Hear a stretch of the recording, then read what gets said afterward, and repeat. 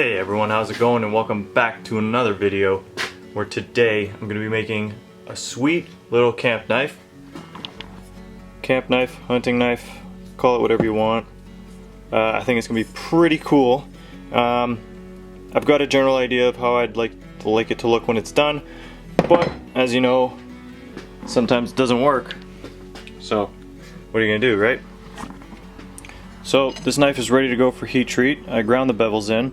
Not all the way down, I left it pretty thick. Now the heat treat is probably one of the more important processes when it comes to making a knife, because if you don't heat treat properly, then I mean you just got a stupid looking paperweight.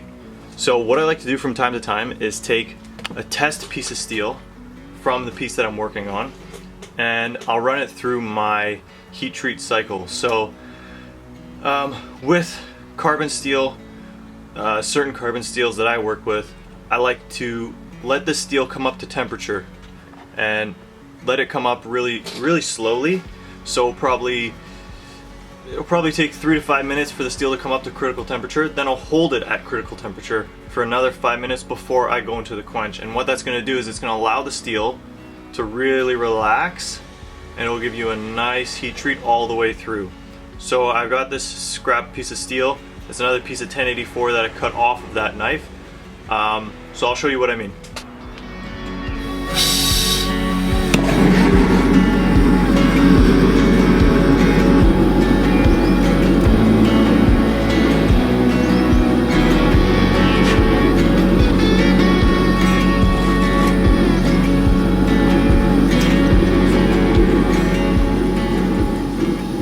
So if my heat treat was a success, I'll be able to tell right now. If you're gonna try this at home, don't, but be safe about it, because when you smack this thing, it's gonna explode. You'll see. Here we go.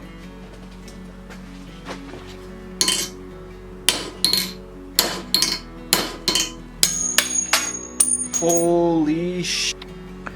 Alright, so it's a bit hard to tell from the camera angle, but the grain structure looks really good, velvety smooth,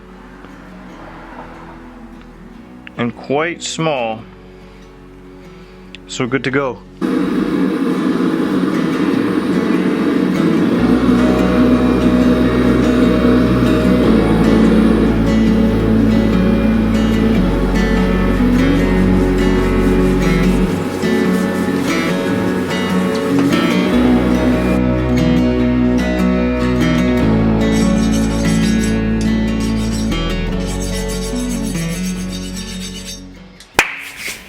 Okay, so I'm on to tapering the tang for this knife. I thought I would stop real quick here and just share a couple reasons why I like to do that. The number one, well, in no particular order, number one, it reduces the weight of the knife. Tapering the tang consists of grinding fullers on each side of the tang to reduce the bulk of the material, and then tapering from the butt of the knife all the way to just up past where the handle material is going to stop, obviously leaving less material on the butt, more up by the ricasso. Now this is all, you know, personal preference. There's no right or wrong way to do if you taper tang it's better, if you don't taper tang it's better. It's completely up to the maker and the user. If you like heavier knives or knives with you know, bigger tangs, you like the look of that better, maybe it's totally up to you, totally preference, nothing wrong with it. Or maybe you just use a thinner stock to begin with and there's no need to tape your tang. So it reduces the weight, which brings me into my next point, which is by controlling how much material you can remove from your tang, essentially you can control where the balance of that knife is going to be, where it's going to end up, right? So if you think about when you grind a knife, when you put in those bevels, you're taking out weight from the front. So you're making the front lighter and the back heavier, and it's going to shift the balance to the back of the knife. So when being able to taper a tang, you can then remove material from the back of the knife and shift the weight forward, because you got to remember you're also going to be putting a handle on this knife. It's going to add even more weight to the back. So by being able to reduce the material in your tang, you're shifting the weight forward, And then when you add your handle, you can then control how much material you want to take out of your handle, so that you can essentially, if you want the weight a bit more forward in the blade, you take out more material. If you want it just back in the pinch grip or where the front fingers sit, you take out less material, so on and so forth. So I believe it's super important to be able to at least have the skill, or start practicing tapering your tangs. They're not going to all turn out amazing. I have a drawer full of stuff that I don't even want to talk about, tangs that I've screwed up so badly. But being able to taper your tang is really going to benefit you in the long run when it comes to making bigger blades. And the last reason why I like to taper my tangs is because it looks cool. So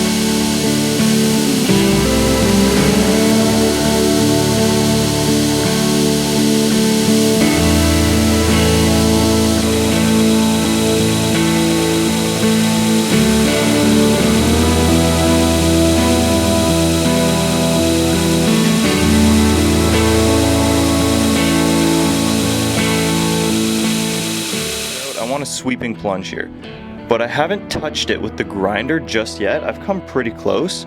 My camera won't focus. Let me see if I can get in here. So I haven't really touched it just yet where I want my plunge line to be.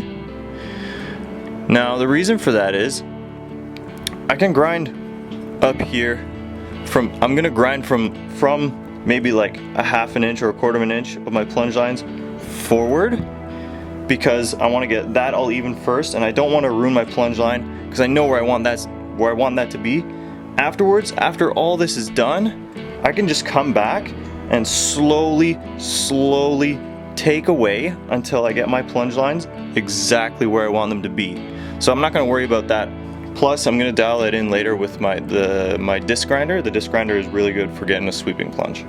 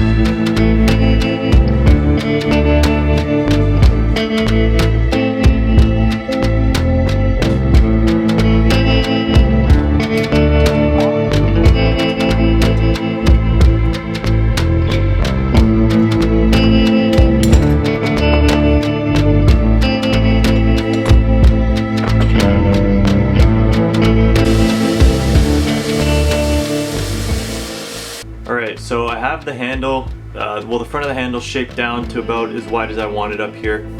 Now the next thing I want to do is I like to put finger grooves at the front of the handle here. It feels really nice, and it has a nice aesthetic. But I want to do that while everything is square. So what I'm going to do is I'll take a piece of wood and I'm going to super glue it to the back of the knife like this. I'm going to tilt my rotary platen up because the bottom contact wheel is about the perfect size for a finger groove. I got to throw a tool rest underneath that. I'll show you how that's done anyways. So I'm going to go over to the grinder and get those in right now. Probably get them up to about 400 grit, and then I'll finish shaping the rest of the handle.